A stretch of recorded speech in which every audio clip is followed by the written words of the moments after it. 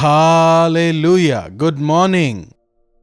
एक और बेहतरीन दिन प्रभु के वचन पर मनन करने के लिए प्रभु ने दिया है। भले ही आप इंडिया से जुड़ रहे हों या फिर आप विदेश ही से जुड़ रहे हों, चाहे सुबह का समय हो, दोपहर हो या फिर शाम हो, कोई भी समय होने दीजिए। इस सोशल मीडिया के द्वारा हम लगातार जुड़कर प्रभु के वचन को सुनने पा रहे हैं। यह अवसर जो प्रभु ने दिया है उसके लिए हम प्रभु के शुक्रगुजार हैं। आइए आज के मनन को शुरू करते हैं। उससे पहले एक छोटी सी प्रार्थना। पवित्र पिता, आपका धन्यवाद प्रभु, आपके वचन हर रोज हमारे हृदयों को दृढ़ करता है, हमें तसल्ली देता है, हमें हिम्मत देता है, चेतावनी देता है। आज दोबारा अपने वचन की गूढ़ बातों को, गुप्त बातों को हमें सिखाएं, हमें अपने वचन में और अधिक दृढ़ करें, आपके विश्वास में हमें दृढ़ करें, अपने अनुग्रह को हम पर बनाए रखें। प्रार्थना यीशु के नाम से मांगते हैं, आमीन। प्रभु की महिमा हो। कई बार हमारी प्रार्थनाएं रिपीटेड वर्ड्स की तरह होती हैं। एक प्रकार का एक लिस्ट होता है, हम उस पर सब कुछ लिख लेते हैं और एक रटे हुए प्रार्थना की तरह हमारे जरूरतों को, हमारी आवश्यकताओं को प्रभु के सामने रख देते हैं, बस। लेकिन यदि हम बाइबल में भक्तों की प्रार्थना पर गौर करें, अपने हृदय को परमेश्वर के सामने उंडेलकर घंटों घंटों, दिनों दिन, लंबे अरसे तक एक एक चीजों के लिए उन्होंने प्रार्थना की, हम बाइबल में देख सकते हैं। हमारी प्रार्थना कुछ शब्दों में खत्म नहीं हो जानी चाहिए या केवल कुछ समय में खत्म हो जाए, बल्कि निरंतर प्रार्थना करना है, बिना रुके प्रार्थना करना है और ध्यान से करना है। हम प्रार्थना कर रहे हैं कहते हुए लंबी लंबी बातों से, रिपीटेटिव वर्ड्स के साथ में, हे प्रभु, हे पिता, या फिर धन्यवाद धन्यवाद, इस प्रकार के कुछ शब्दों का बार बार इस्तेमाल करते हुए, हर एक लाइन में हे पिता कहते हुए बहुत देर प्रार्थना कर ली लगता है। लेकिन कितने विषयों के लिए प्रार्थना की, किन बातों के लिए प्रार्थना की, किन के लिए प्रार्थना की, आपकी प्रार्थना का लक्ष्य क्या था, मुद्दा क्या था, कितने विश्वास से प्रार्थना करते हैं, कितनी इच्छा से प्रार्थना करते हैं, कितनी आशा है आप में। इन्हीं बातों के आधार पर हमारा आत्मिक जीवन दृढ़ होता है, पवित्र आत्मा के कार्य होते हैं। रोमियों को लिखी गई पत्री 8वें अध्याय की 26वीं आयत में, इस रीति से आत्मा भी हमारी दुर्बलता में सहायता करते हैं, क्योंकि हम नहीं जानते कि प्रार्थना किस रीति से करनी चाहिए, परंतु आत्मा आप ही आहें भरकर, मतलब जो दिल से निकलती है, मतलब जो आवश्यक है। देखिए, कम शब्दों में हम ज्यादा बोल सकते हैं, ज्यादा शब्दों में भी कम बोल सकते हैं। डिबेट्स वगैरह आपने देखा होगा ना, एक वचन को लेकर पूरा डिबेट होता है, अंततः कंक्लूजन कुछ नहीं होता। हमने डिबेट की, बस उतना ही। लेकिन यदि प्रभु यीशु मसीह की शिक्षाओं पर हम ध्यान लगाएं, मनुष्यों के लिए जो आवश्यक है, छोटी छोटी बातों को लेकर वे सिखाते थे। प्रार्थना करना भी उन्होंने सिखाया। प्रार्थना का मतलब प्रभु को याद करना। वहां हमें प्रभु को एक्सप्लेनेशन देने की जरूरत नहीं है, प्रभु को सिखाने की जरूरत नहीं है, एक तरह से प्रभु को इंफॉर्मेशन देने की जरूरत नहीं है। जैसे एक न्यूज़पेपर होता है ना, समाचारों को इकट्ठा करके प्रस्तुत करना, हमें ऐसा करने की जरूरत नहीं है। हमारी जो आवश्यकताएं हैं, प्रार्थना विषय हैं, जरूरतें हैं, उसके लिए क्या करना है, उसका उत्तर कैसे देना है, प्रभु जानते हैं। कुछ लोग तो प्रभु को क्या करना चाहिए वे खुद ही बता देते हैं। आजकल प्रभु मैं ये करूंगा सुनाई नहीं देता, प्रभु आप ये करके दीजिए लोग कहते हैं। आप कहते हैं आपने उद्धार पाया, लेकिन क्या वाकई में आप अपने जीवन में प्रभु की इच्छा को पूरा होने के लिए प्रार्थना करते हैं? हम प्रार्थना करते हैं प्रभु की इच्छा को जानने, प्रभु के हृदय को समझने, उनके मन को समझने, ना कि हमें जो चाहिए उसे प्रभु के सामने लाकर रख देना, बोल देना। प्रार्थना एक तरह का संस्कार नहीं है। शाऊल के पौलुस बनने से पहले सबसे पहला शब्द जो उसके मुंह से निकला, जिस समय वो मसीही विश्वासियों को परेशान करता था, शाऊल, एक धार्मिक चरमपंथी शाऊल, जब दमिश्क के रास्ते में क्रूस का दर्शन पाता है, मैं वही यीशु हूं जिसे तू सताता है, जब शाऊल ने सुना, जब उस तेज उजियाले को वो देखता है, घोड़े से नीचे गिरते ही सबसे पहला शब्द उसके मुंह से क्या निकला? प्रभु आप कौन हैं? पूछता है। प्रभु, मैं वही यीशु हूं जिसे तू सताता है सुनने पर नेक्स्ट वर्ड, प्रभु मैं क्या करूं? मैं क्या करूं? आप क्या चाहते हैं? हर बार प्रार्थना के दौरान हमें प्रभु से पूछना चाहिए, प्रभु आप मुझसे क्या चाहते हैं? Lord what do you want me to do today?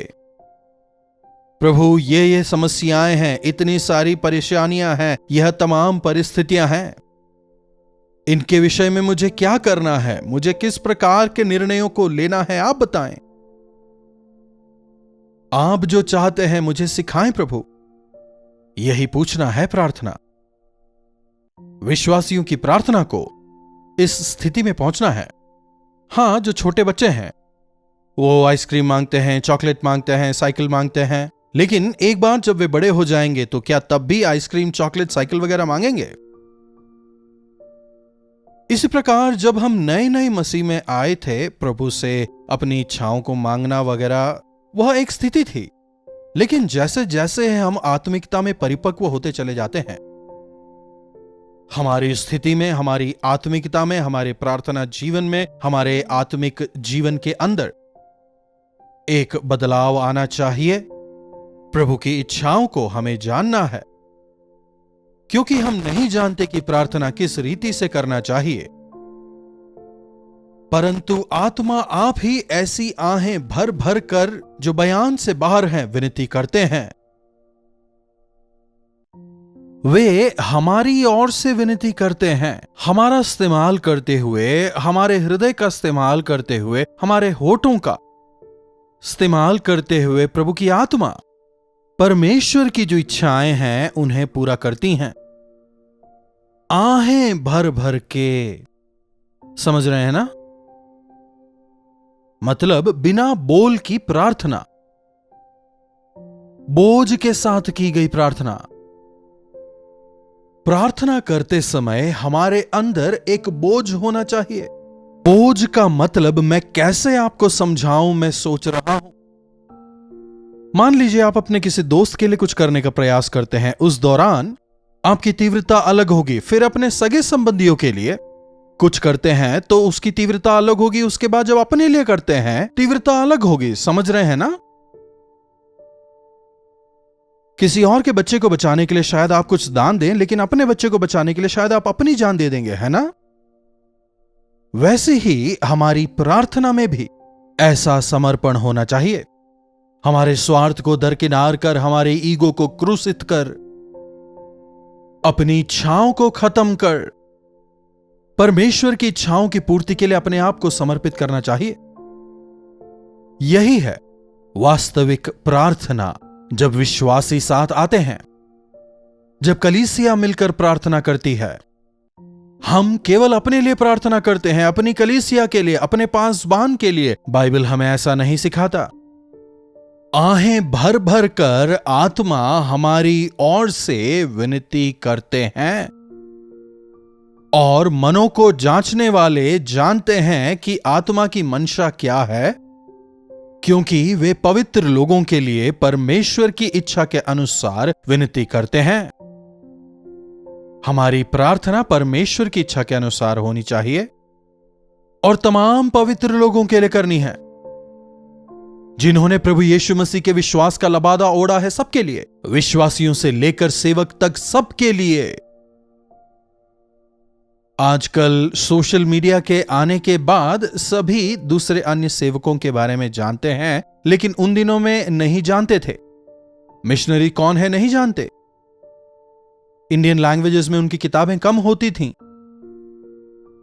इसीलिए अपने बाइबल कॉलेज के दौरान मैंने उन किताबों को इंग्लिश में पढ़ा, उनको समझने का प्रयास किया।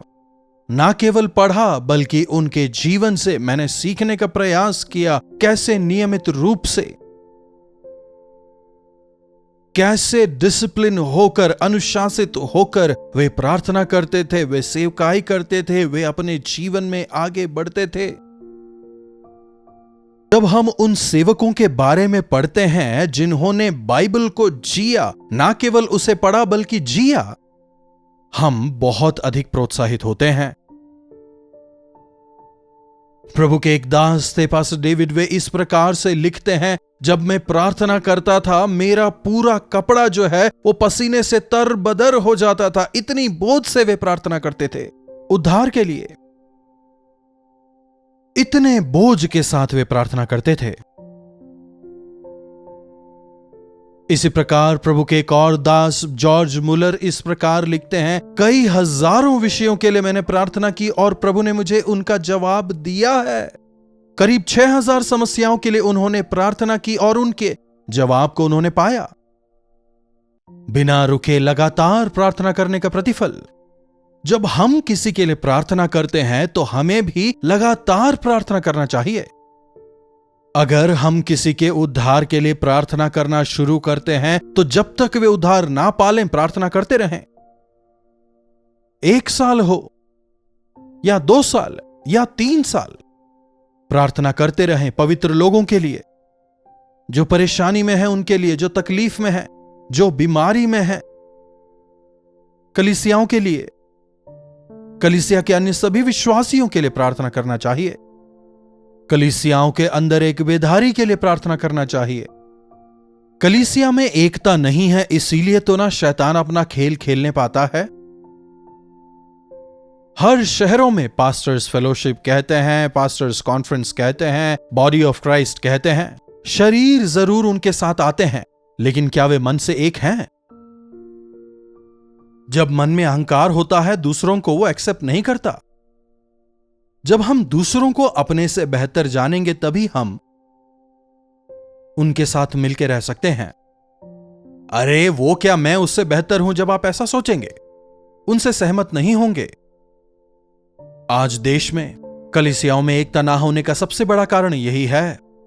सब अपनी मनमर्जी अनुसार चलते हैं, कोई एकता नहीं, कोई प्रेम नहीं, कोई यूनिटी नहीं। एक कलीसिया दूसरी कलीसिया के लिए प्रार्थना नहीं करती। मैं हर बार जूम प्रेयर में जुड़ने वालों से पूछता हूं, इस संडे को आपके पासबान ने क्या प्रचार किया था?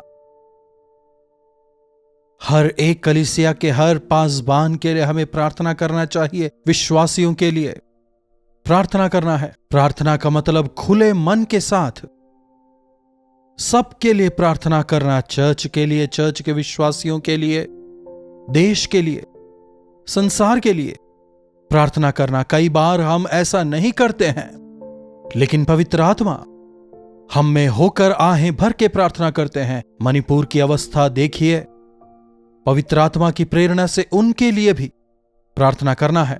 एक्सीडेंट्स वगैरह में कितने लोग अकस्मात ही चल बसते हैं, उनके परिवार के लिए हमें प्रार्थना करना है कि वो उस शौक से बाहर आएं। ऐसे विभिन्न विषयों के लिए प्रार्थना करने में पवित्र आत्मा मदद करते हैं। अय्यूब जब अपने मित्रों के लिए प्रार्थना करता है दुगुनी आशीष पाता है। उनके लिए प्रार्थना करने से मुझे क्या लाभ, ना सोचें। जब हम दूसरों के लिए प्रार्थना करते हैं प्रभु हमारी जरूरतों को भी पूरा करते हैं। आइए प्रार्थना करें। महापवित्र पिता परमेश्वर, प्रार्थना की सामर्थ्य और प्रार्थना की जरूरत को समझने में हमारी मदद करें।